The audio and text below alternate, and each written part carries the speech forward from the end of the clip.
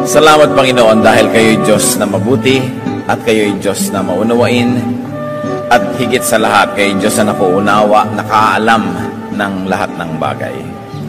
Patawarin niyo kami sa mga kasalanan namin, linisin niyo kami, O Diyos, at nawa, tahanan kami ng inyong Espiritu.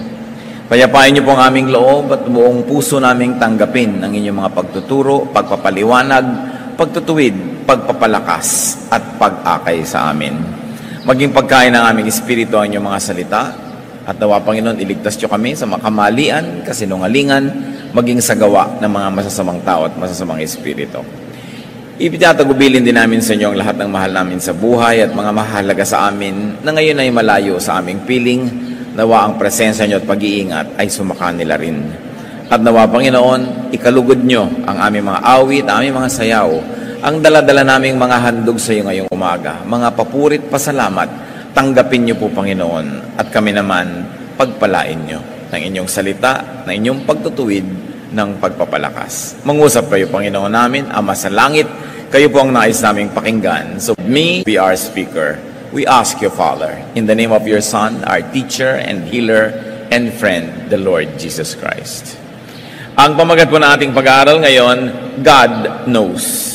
Alam at kilala ng Diyos.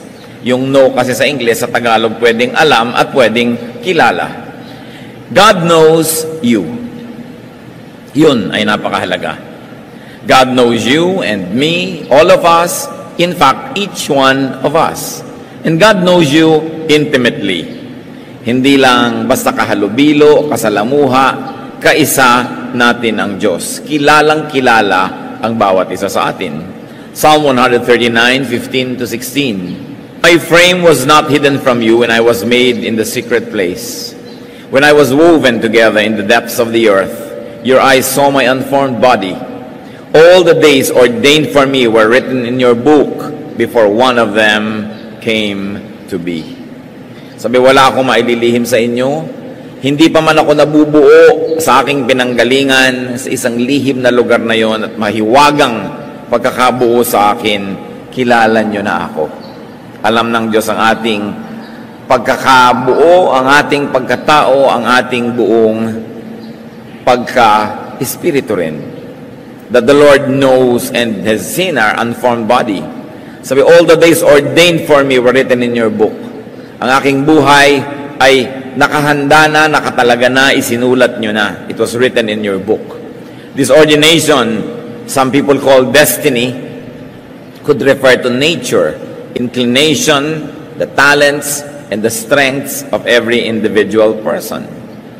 At pag sinabi na, all the days ordained for me were written in your book, many people would like also to read genes or genetic disposition as part of that book, na isinulat na itinakda na ang magiging likas ng tao, ang magiging nature niya.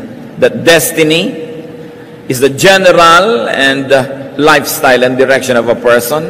Tinatawag ko minsan sa Tagalog na palad o kapalaran. But it is not necessarily every minute detail of daily life.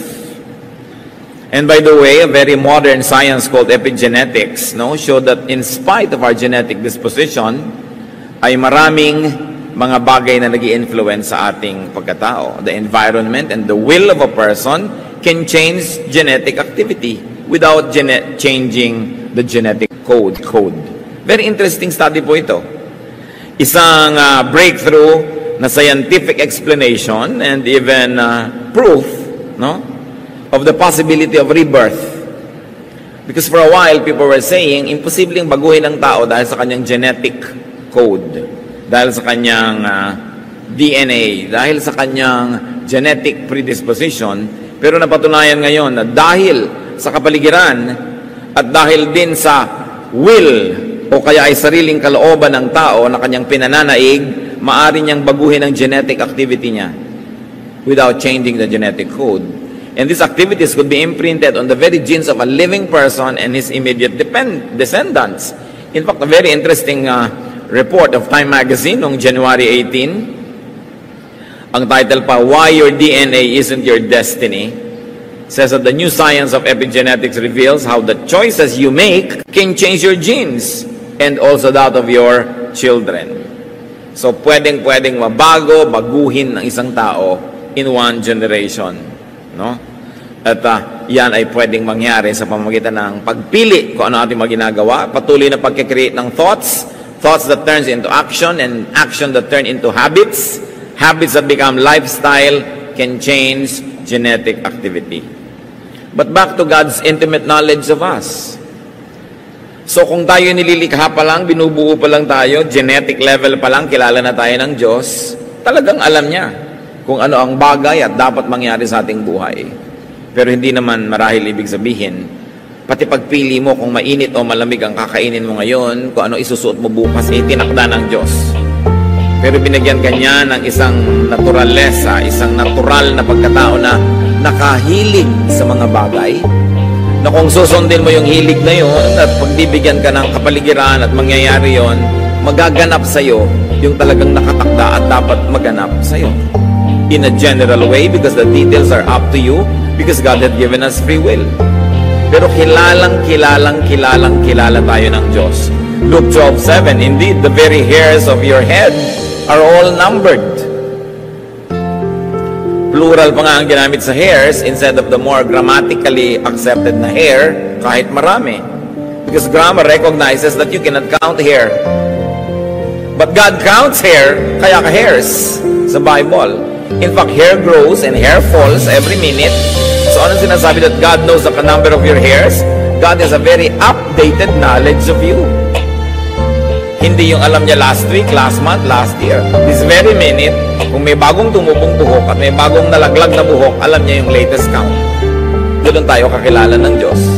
Psalm 44, tayong 21, God knows the secrets of the heart.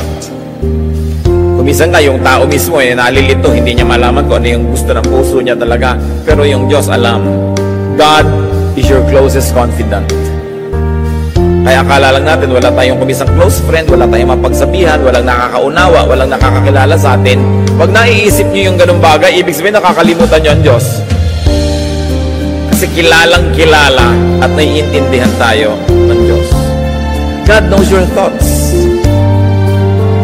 Jeremiah 12:3, you know me, O Lord, you see and test my thoughts about you. Nakikita ba ang hindi? Pero nakikita ng Diyos. Basan niya ang ating iniisip at lalo niyang sinusuri, sinusubok kung paano tayo nag-iisip tungkol sa Kanya. Psalm 94:11, the Lord knows the thoughts of man. And Psalm 139 verse 2, you perceive my thoughts from afar. Luke 16:15, God knows your hearts. Anong kahulugan ng ganitong mga katotohanan sa atin, mga kapatid? Kung kilalang-kilala tayo ng Diyos, alam niya ang ating iniisip, therefore you can easily invite God into your thoughts. Pag nag-iisip tayo ng mga tukso, imbitahin agad natin sumali ang Diyos sa usapan para mawala yung tukso at matalo. Pagka tayo nakakapag-isip ng mga nakakasira ng loob, nakakatakot, nakakapanlumo, nakakanervyos, agad-agad isali ang Diyos sa pag-iisip at sa usapan para yan ay mapagtagumpayan. Napakahalaga ng application ng katotohanan that God knows our thoughts. And because we can change our thoughts by will, and because God likes to assist us in changing our thoughts unto what is good or better or best, then our thoughts need not oppress us. Kadalasan na nagpapahirap sa tao yung iniisip niya.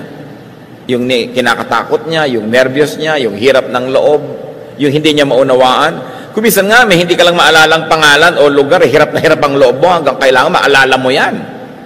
Kung pwede nga mag-text ka kahit sa ka-eskwela mo na nasa malayong bansa na ngayon, maalala mo lang yung pangalan ng isang kaibigan mong hindi mo maisip-isip. Ginagawa ng iba yan, hindi sila matahimik. Pero naaalala yun ng Diyos. At ang Diyos ay kapiling natin sa pag-iisip. Kaya hindi natin siya dapat iniiwan. Magpapasya ka, magtanong ka sa Diyos.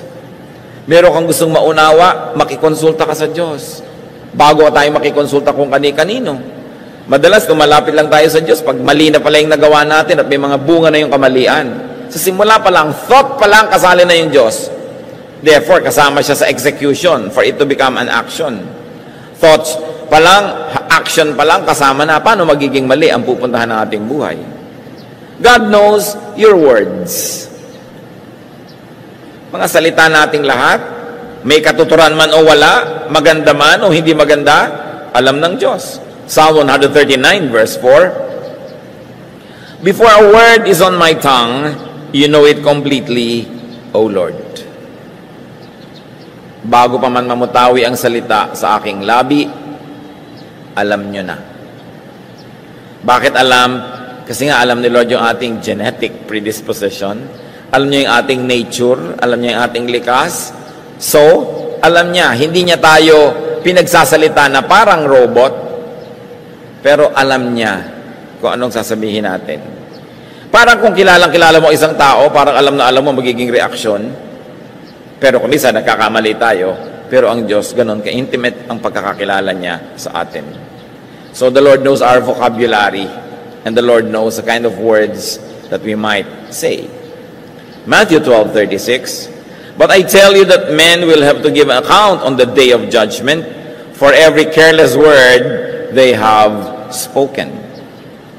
Alam din natin, dahil alam ng Diyos ang bawat salita natin, we will be rewarded for every good word we say. Ang katotohanan niyan, hindi na tayo kailangan maghintay pa ng judgment day para tayo maparusahan o magantimpalaan para sa ating mga salita. Sa buhay na ito pa lang, tayo'y nakikinabang na, o kung tayo'y marunong at magandang magkorte ng salita, at tayo'y nagbabayad at nagdurusa na kung wala tayong kwenta magsalita. Kasi yung mga tao natutuwa o nagagalit sa atin dahil sa bitaw natin ng mga salita. At ang tuwa o galit ng kapwa ay gantimpala o parusa sa atin. Sapagkat pag sila natutuwa, marami silang willing na gawin na mabuti para sa atin. At kung hindi naman sila natutuwa, kahit kaya na nilang gumawa ng mabuti, ayaw nilang gawin. O gumawa man, konti lang. Kung minsan gagawin ka pa nga ng masama dahil nagalit sa'yo, dahil sa iyong salita. And we must never forget that every word we say is recorded in eternity. May katumbas na gantimpala at parusa ang bawat salitang namumutawi sa ating labi. Bakit? We have to be responsible for our speech. Because speech is great power, and it's a great power that comes from God. Kaya nating bumira dahil sa pananalita lang. Kaya nating umakay o magtulak, kaya nating magbigay ng liwanag o dilim dahil sa pananalita. At ito ang isang kailangang lubos na makontrol ng tao, ang kanyang pagsasalita. Alam ng Diyos lahat. Ngayon, kahit hindi natin i-verbalize, nasa isip pa lang, alam niya na rin kasi alam niya yung thoughts. Paano tayo maglilihim nun? Ang masarap na comfort dyan, bawat naman mabuting iniisip mo, alam din niya. Kaya kung minsan, kahit hindi ka nare-recognize ng iba, nire-recognize ka ng Diyos. Sabi niya, what is seen in secret will be rewarded by the Father in heaven. Very importantly, God knows your feelings. Kung minsan nagdaramdam tayo, at nadaragdagan yung pagdaramdam, kasi hindi man lang napansin nung pinagdaramdaman natin na nagdaramdam na pala tayo. Nag-iinarte ka na pala, wala pa nakakahalata. Lalo tuloy kang lumulungkot at nagagalit. No? Yun pala, 3 araw ka nang hindi kumakain sa pagdadabog, wala pa rin nakakapansin. No? Sumasama tuloy ang iyong lagay. But God knows your feelings. Psalm 139 verse 3, You discern my going out and my lying down. You are familiar with all my ways. Kabisado niyo po ako, O Diyos. And what does it mean to us? That God can be our best friend. Nasikap na ba natin na kaibiganin ang Diyos? Oo nga, ang Diyos ay mataas, ang Diyos ay majestic, glorious, pero gusto rin niya makipagkaibigan sa atin. Kung minsan, we feel deprived of friendship. We feel poor because we don't have enough good friends. But maybe because we forget that God can be our first, foremost, and best friend. Hindi ibig sabihin na huwag ka na makipagkaibigan sa tao o sa pet mo kung gusto mo pa rin. Pero ang mahalaga, dinadevelop natin ang pakikipagkaibigan talaga sa Diyos.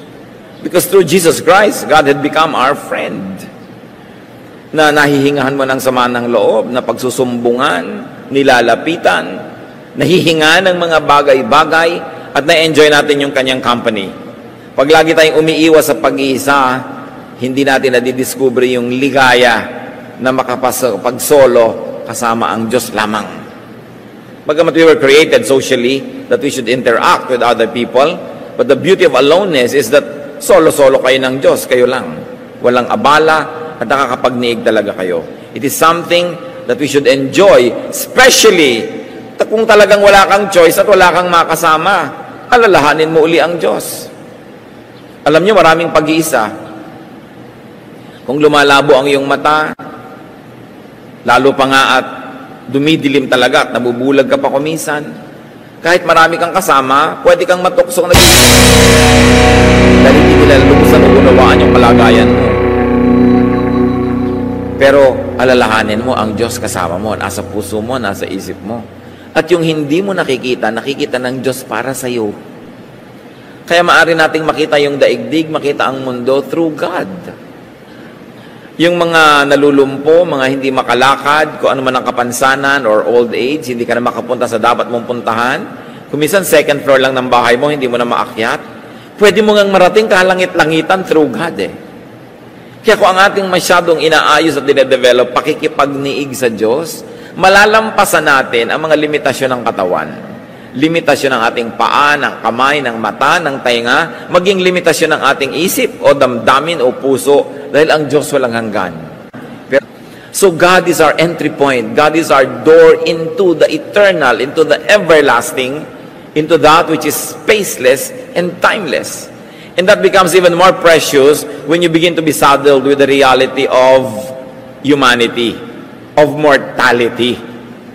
Na kung minsan hindi na nagfa-function ang isang mong kidney, o mahina na ang iyong puso, o may karamdaman ng mga iba't ibang bahagi ng iyong katawan, pero sa pamamagitan ng buhay ng Espiritu na nasa atin, pwede pa rin nating malasap, maramdaman ang ligaya ng buhay, kahit isa-isang nagsasara yung mga bintana na physical ng ating buhay, at parang dumidilim pag nagsasara yung mga bintana, pero yung liwanag na nasa kalooban natin, yung liwanag na isinilang kasabay natin, na dapat natin lalong kilalanin, kaibiganin, at kasamahin sa buhay.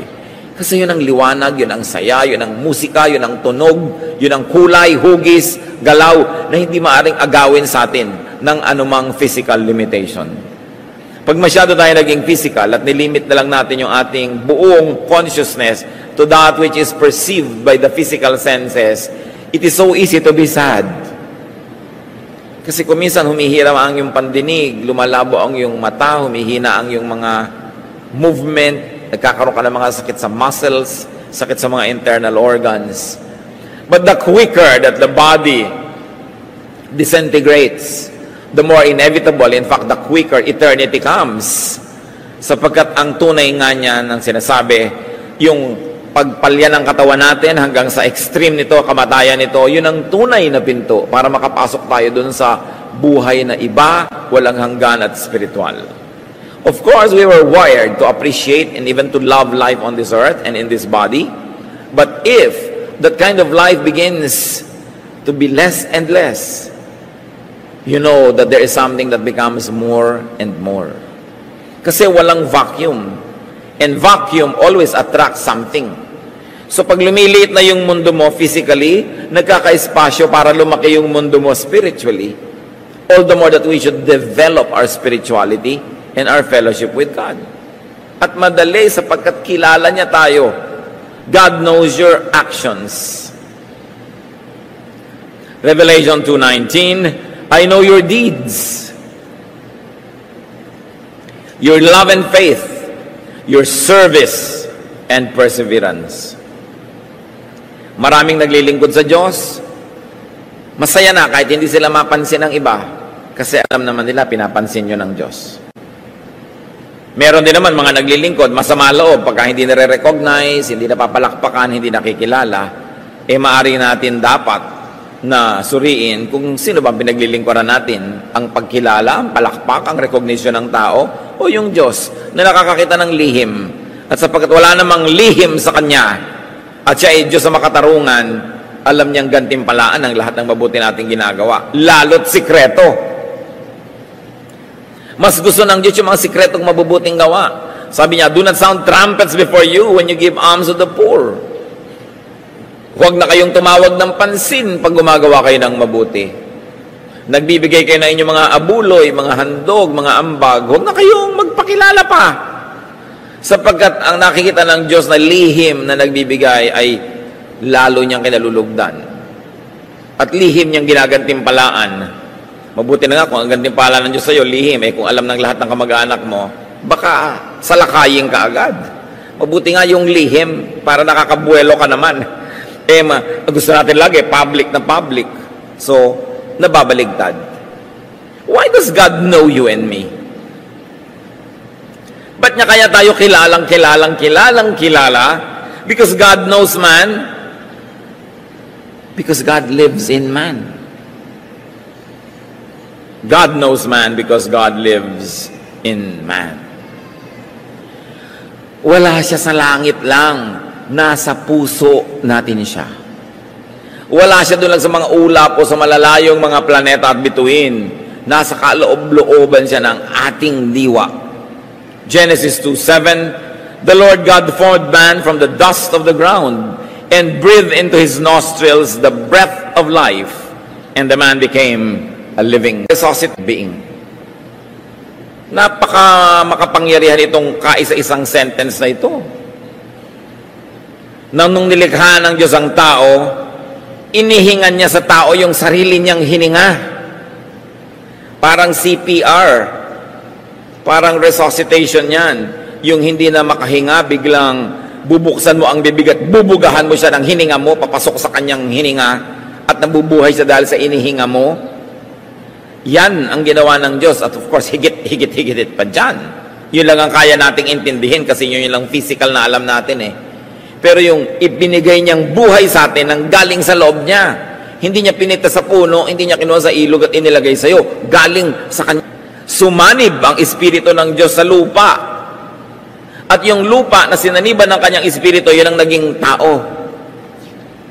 May bahagi na galing sa Diyos, may bahagi na galing sa lupa. Hindi lang siya lupa at hindi naman siya Diyos. Pero nasa kanya ang Espiritu ng Diyos at nasa kanya yung katawan ng lupa.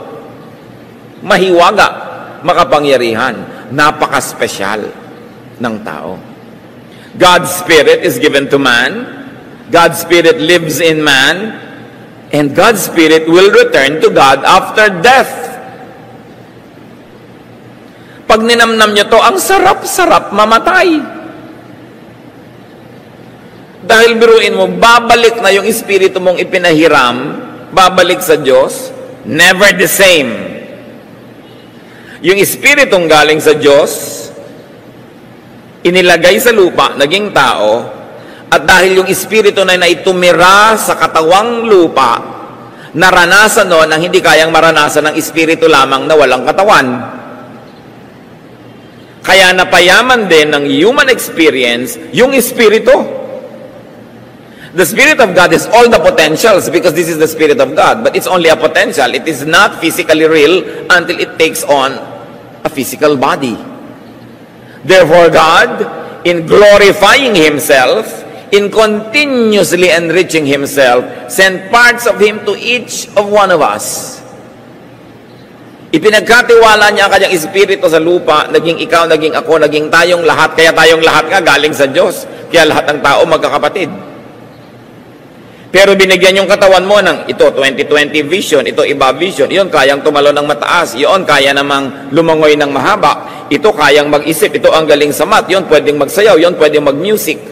So lahat na yun, ang galing ng bawat tao na yan, pag sinundan niya at binigay niya sa Diyos at ginamit niya sa mabuti, pag hiwalay ng espiritu niya sa katawan, babalik ang espiritu sa Diyos na lalong mayaman kaysa dati. Kasi naranasan niya ang hindi kayang maranasan ng espiritu lang. Dahil siya nagkaroon ng katawan. At lahat tayo ngayon, pagbalik natin sa Diyos, magiging bahagi muli ng iisang Diyos. That's why we will all be changed and we will be like Him. Yan ang sinasabi sa Bible.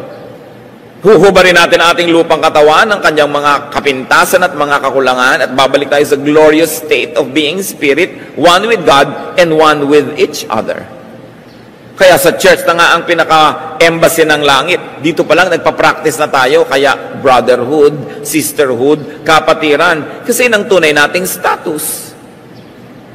Ecclesiastes 12:7, and the dust returns to the ground it came from, and the spirit returns to God who gave it. How can it be clearer na bumabalik sa Diyos ang Espiritu? God lives in man, God lives in the human body. Masdan ninyo ang inyong katabi. Sige na. Tingnan ninyo sabi. Nakatira dyan ang Diyos. Siyempre may iba ding nakitira, no? May squatter dyan. Kaya kailangan medyo ilagay sa lugar yung informal settler na yan, no? Pero ang nakatira sa tao, Diyos. Pag minumura mo yung kapwa mo tao, minumura mo yung Diyos na nakatira sa Kanya.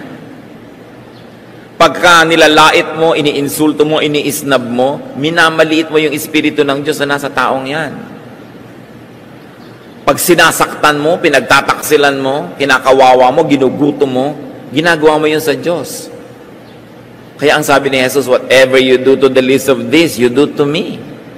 Meron ka bang pwedeng gawin sa kapwa mo na hindi mo ginagawa sa Diyos? Nakatira sa Kanya yung Diyos.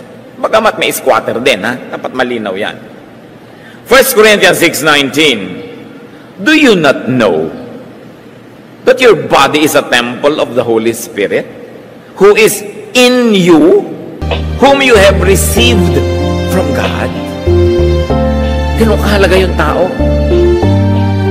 Kaya kung kaya mong sagipin yung taong batang natutulog sa kalsada, mabigyan siya ng shelter, ng makakain, gawin mo yun. May alang-alang sa Espiritu ng Diyos na nasa Kanya. Kaya dapat nating lutasin ang poverty.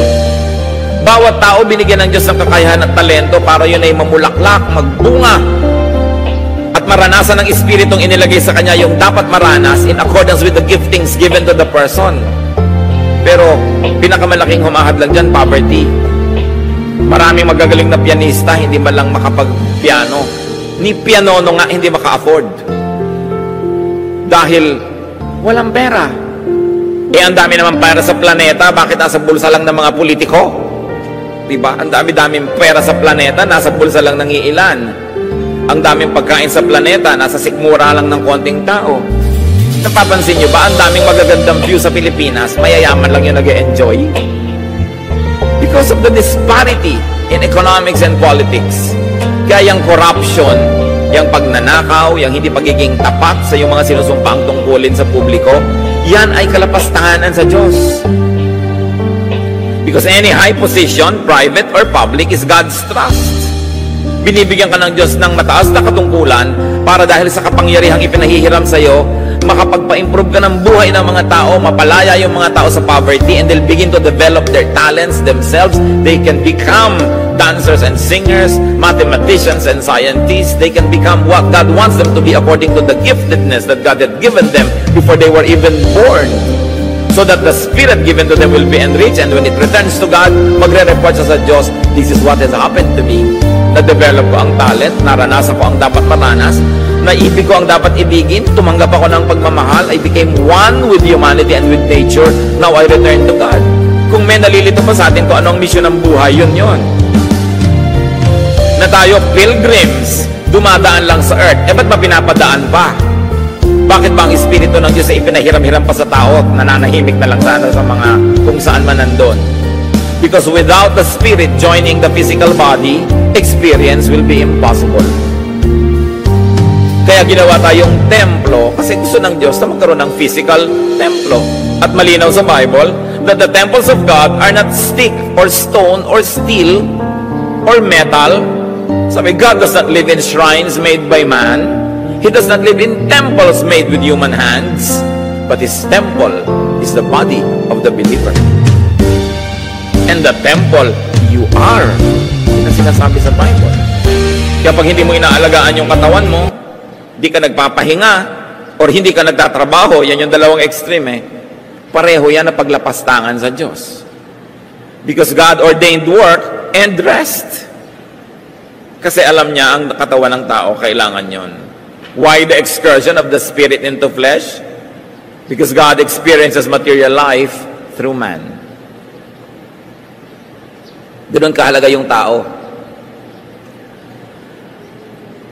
Nakikita, nararanasan ng Espiritu ng Diyos, yung hindi mararanasan kung walang katawan. Ideya lang, pero hindi physically real. Through man, the Spirit of God experiences the many facets and beauty of creation. Experience needs a physical dimension. Experience needs polarity and extremes for it to happen. Hindi mo man mararanasan ng lamig kung hindi mo alam ang init. Hindi mo mararanasan ang taas kung hindi mo alam yung baba. Hindi mo rin mararanasan ang saya kung hindi mo alam ang lungkot. Tulad ng, hindi natin nararanasan ang kalusugan hanggang hindi ka nakakaranas magkasakit. Kaya ang tunay na buhay na ipinahiram ng Diyos sa atin, may extremes. At magtataka ka, bakit may extremes? Kadalasan, inconvenient. But experience is possible only when there is polarity. Nagkakaroon ka lang ng concept ng poverty pag meron kang concept of wealth. Nagkakaroon ka ng concept of peace pag nakakaranas ka ng concept of unpeace or trouble. Kaya everything that happens is a blessing to those who love God and are called according to His purpose. Even if it's an extremely difficult situation, it is only enriching your spirit. Kaya dapat positive ang pagtingin mo dyan. Go through it. Tell yourself, this too will pass, and I will pass this with flying colors. I will experience what must be experienced, learn what must be learned, do what must be done, and then report to God. Kaya tayo, pinapayagan at kuminsan sinasadya pa nga na ilagay ng Diyos sa ganyang mga sitwasyon. Genesis 2:7, man became a living soul. Nung nagsama yung physical at saka spiritual, nun siya naging living soul. Soul lang dati. Ngayon, with the body, it is a living soul. Philippians 2:6-8, very interestingly, anong sinasabi tungkol kay Jesus? He made Himself nothing, taking the very nature of a servant, being made in human likeness, and being found in appearance as a man, He humbled Himself and became obedient to death, even death on a cross. Nakita natin yung polarities dito, mga kapatid. From everything, Jesus became nothing. Kita nyo, extremes? He took the nature of a servant from Lord to servant. And He was made in human likeness, from spirit to human likeness. So He was found in appearance as man. From glory to humility, He humbled Himself. And then from life, He experienced death. Through His Son, the Lord Jesus, God in heaven experienced death. And then to live again. Everything was polarized. In the person of Jesus, all the breadth and width and length of human and spiritual experience happened. Yun ang isang himala ng kanyang buhay. That God would even experience life and death through the man Jesus. Dati, possibility lang yon. But with the body of the Spirit of God becoming His Son, the Lord Jesus, and dying, in effect, God experienced death without dying Himself. Kasi malaki namang problema kung yung buong Diyos yung mamatay para lang niya maranas, di biglang walang Diyos. Kaya mga iba, pagka Biyernes Santo, huy, patay ang Diyos, gumawa na tayo ng kasalanan. Kinicommemorate mo lang yung kamatayan, pero hindi naman siya namamatay muli. Now, why the incarnation? Bakit pa? Bakit pa tayo lilikhain? Bakit pa ipapadala yung Espiritu ng Diyos para maging tao? Because God, in His infinite wisdom and choice, chooses and works through man. Hindi niya pinapaliwanag, pero kung may ginagawa ang Diyos, gusto niya, pinapagawa niya sa tao. 1 Samuel 2:35, I will raise up for myself a faithful priest who will do according to what is in my heart and mind. Pwede naman kausapin ng Diyos lahat ng tao directly, di ba? Pero bakit may priest? Yung priest nakatayo sa pagitan ng Diyos at tao. Sasabihin ng Diyos sa priest, sabihin mo sa mga tao ganito. Sinabi naman ng priest, Yung mga tao naman, may request sa Diyos, papadaning kay priest, sabi naman ni priest. O sabi po ng mga tao, ganito, o sumasagot naman ng Diyos. Nakikita nyo, ang daming ganyang pattern sa Old at maging sa New Testament. Sabi niya, ako ang magtatayo, paghihirang sa isang tagapamagitan. Yun siguro ang magandang Tagalog sa priest. Tagapamagitan. No? Ang ganon. Nasusunod sa gusto ko. Yung ipinapasabi ko ang sasabihin. Hindi dadagdagan, hindi babawasan, hindi magpapacute, hindi magpapapopular. Pag ipinapasabi ko, yun ang sasabihin. At sa katunayan, yan ang mga powerful preachers. Yung pag ipinapasabi, sinasabi nga, tamaan ang tatamaan, matuwa ang matutuwa, pero yung gusto ng Diyos sabihin, sinasabi. Kaya ang mga tunay na mga anak ng Diyos, nasakta na nga, nagkadurog-durog at nagkabugbog-bugbog. Simpa, wow, I'm blessed. No? Yan ang talagang attitude na maganda, yung alam mong tinamaan ka at nasaktan ka, pero alam mong dapat ka naman talagang tamaan eh. Kaya natutuwa ka because you are edified, even though it can be painful.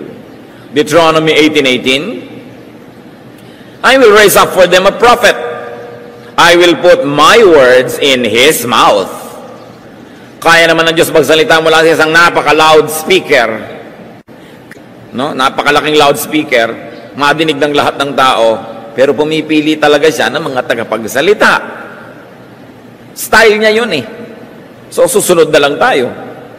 Ephesians 2:10, for we are God's workmanship, created in Christ Jesus to do good works, which God prepared in advance for us to do. What does it mean? Hindi ka pa ipinapanganak, may assignment ka na. Kaya ano ang misyon ng buhay? Hanapin mo kung ano ang iyong misyon. Ang iyong assignment. Nasabi ng Diyos, gawin mo ito, pagkatapos ng buhay mo dito, uuwi ka sa Diyos, magre-report ka, anong ginawa mo? Napaka-importanting maintindihan yun. Once more, yan ang problema sa poverty. Dahil ang mga tao, isang kahig, isang tuka, hindi na nagkakaroon ng oras mag-isip kung anong kahulugan ng buhay. Puro na lang kasi pag-aagaw buhay ang nangyayari. What is my talent that should be developed so I can experience for the Spirit of God what can be experienced only through my body? Everybody is unique. Kaya dapat lahat may papel sa buhay. Pero kung nauubos ang mula umaga hanggang gabi mo para ka lang kumita, at yun ang malungkot na katotohanan sa maraming tao, ibig sabihin we are failing the agenda of God. That's why the people of God must wage war against poverty, must expose and fight corruption, must make wealth and redistribute the wealth of the planet through political, economic, and social power. Kaya maganda yung may power kung ginagamit mo para sundin mo yung kalooban ng Diyos to distribute. So everybody will develop. Nakakalungkot, meron ang galing-galing na pintor pero hindi na siya matutuloy magpinta dahil nawasak na yung kamay niya kasi sibak ng kahoy. Kasi kailangan niya mabuhay. So, anong ginawa? Nilikha ba siya ng Diyos? Taga-sibak ng kahoy? Taga-buhat ng crane? Dahil yung crane sira. So, pati crane binubuhat na. Hindi masamang gawin. Pero hindi lang yun ang dahilan kaya tayo nabubuhay. John 6:38, for I have come down from heaven, not to do my will, but to the will of Him who sent. At lahat tayo ganun, may assignment. Kaya mahalagang lumalagay ka sa lugar at ginagawa mo kung ano yung tama. One way to know your assignment in life, look at your natural talents. Colossians 2:9, in Christ, all the fullness of the deity lives in bodily form. Ang buong-buong kabanalan, kaluwalhatian ng Diyos sa langit ay nabuhay sa loob ng katawan ni Jesus. At ganon din ang gustong mangyari ng Diyos sa atin. That He lives in us, that we are His priests and servants and spokespersons, so that we do what He has assigned us to do. At kitang-kita natin yung doktrina that Jesus lives in the believer. This time, hindi na lang yung Espiritu ng Diyos Ama yung nasa believer, pati na ngayon Espiritu ng Diyos Anak. John 3:16, whoever believes in Jesus shall not perish but have eternal life. Pag naniwala ka kay Jesus, yung Espiritu niya tumitira sa iyo. Bakit? Kasi yung original spirit na ipinadala ng Diyos, nadumihan na. Nagkabalubaluktot na, nagkakupi-kupi. nagkapira-piraso, nagkawasak-wasak. Kasi sabi, the spirit that sins dies. Sabi ng Panginoon kay Eva at Adan, on the day that you eat of this forbidden fruit, you will die. So may namatay. Yung spirito na unang ibinigay sa kanila, namatay. Spirito naman ni Jesus ang sumanib sa iyo at sumama sa iyo at nakiisa sa iyo para mabuhay ka muli. Na-revive. Kaya bago ka na. Sabi sa 2 Corinthians 5:17, if anyone is in Christ, he is a new creation. The old is gone, the new has come. So the believer lives in Jesus. Jesus lives in you, you live in the believer. In Jesus rather. 1 John 2:6, whoever claims to live in Him must walk as Jesus did. So babalik na uli sa iyong misyon. Kasi nabuhay na uli ang Espiritu ng Diyos sa iyo, baka to mission. Ano bang mission ko sa buhay? Kaya hindi lang isang motif na nadadagdag sa buhay ng tao, si Jesus. Nagkakaroon ka ng mga bagong pananaw, bagong gawain, bagong pagkatao. Acts 17:28, for in Him we live and move and have our being. So God knows. God knows you, God knows your words, God knows your thoughts. Kasi kasama natin siya. Kaya kilala natin niya tayo. So because God knows, rest in God if you do good. Pag gumagawa tayo ng mabuti, pahinga mo ang spirito mo, huwag ka mag-alala sa award, sa reward, sa recognition. Alam ng Diyos. Pagpahinga ka lang. Psalm 58:11, then men will say, surely the righteous still are rewarded. Surely there is a God who judges the earth. Rest. Do not always fight or seek recognition or payment. God knows. 1 Peter 3:12, for the eyes of the Lord are on the righteous, and His ears are attentive to their prayer. And because God knows, inversely, beware if you do evil. Kaiingat ka kung patuloy kang gumagawa na mali. Kasi alam din ng Diyos. Proverbs 14:14, the faithless will be fully repaid for their ways. Ecclesiastes 3:17, God will bring to judgment both the righteous and the wicked. For there will be a time for every activity, a time for every deed. Susuriin bawat ginawa natin. So tayo mananagot sa mga bagay na ginawa habang nasa katawan na ito ang ating espiritu. Imagine nyo, while in the body. So may mga panahon that we will not be in this body when the spirit is released unto eternity. At ano yung good or bad? Hindi lang yung tinatawag nating masama o mabuti. Tinupad mo ba yung mission mo? Dinevelop mo ba ang iyong sarili?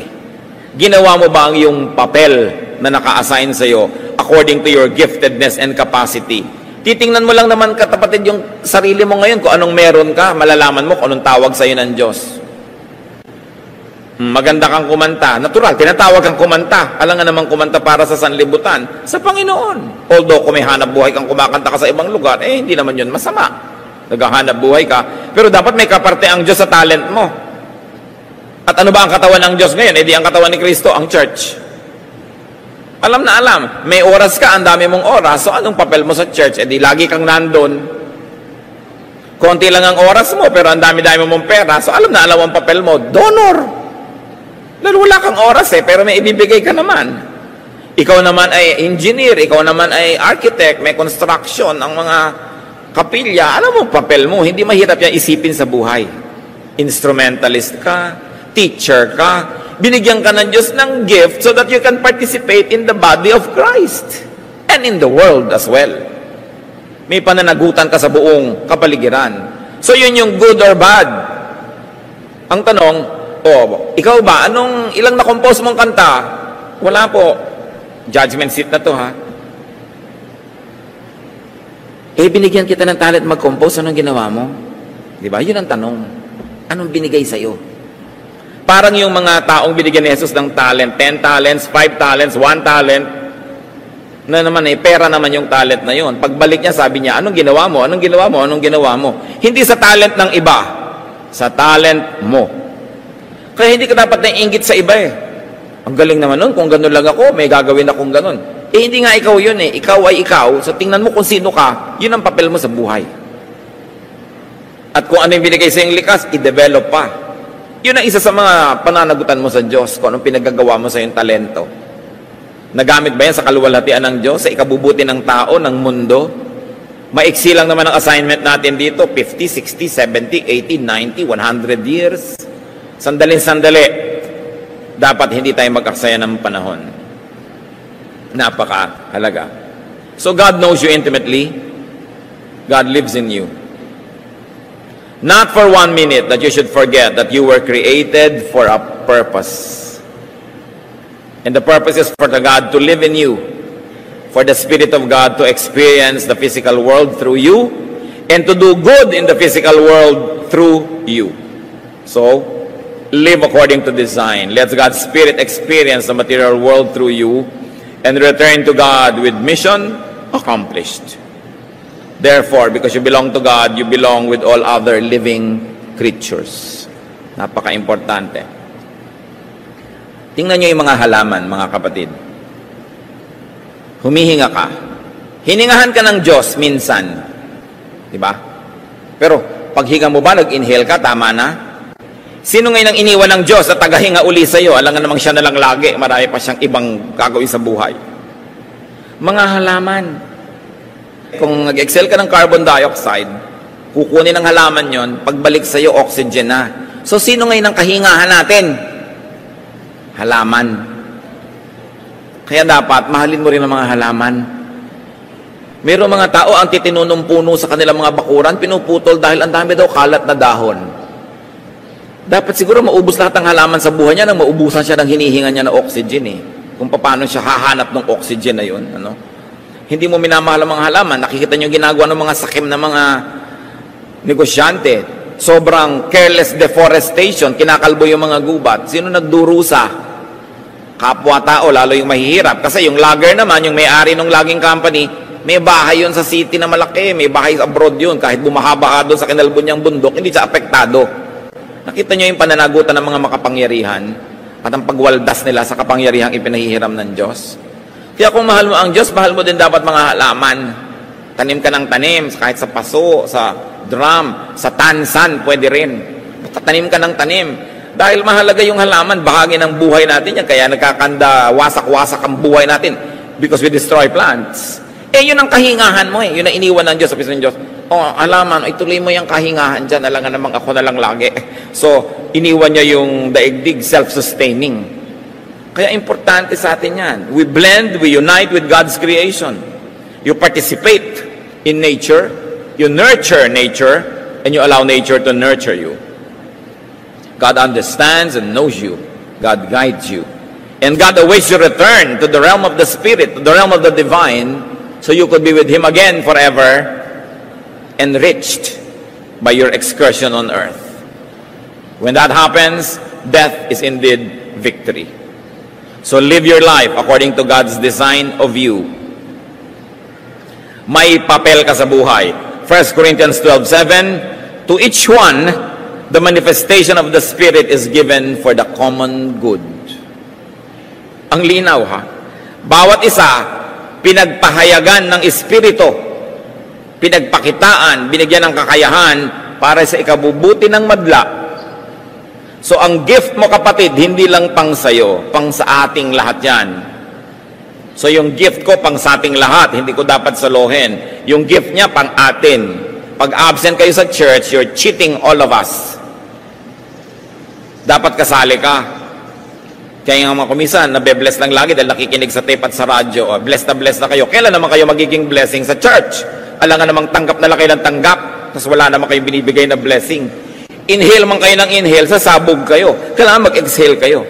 You must receive and give. This is the circle of life. The manifestation of the Spirit is given for the common good.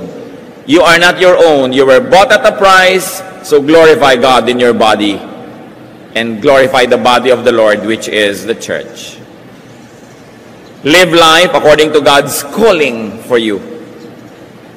Romans 12:6, we have different gifts according to the grace given us.